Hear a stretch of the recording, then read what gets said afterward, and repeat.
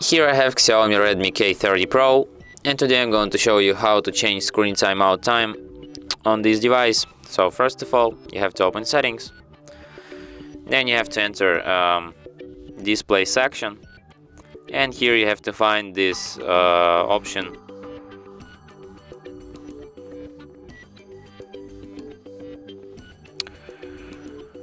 Or maybe not in this section.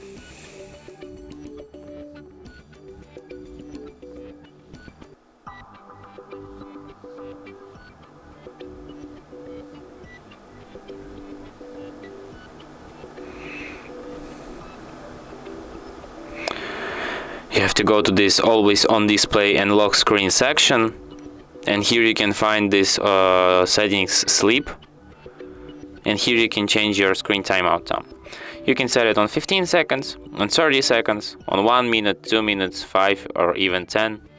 I'll just set it on 2 and we'll be glad with that. And that's it. Thanks for watching.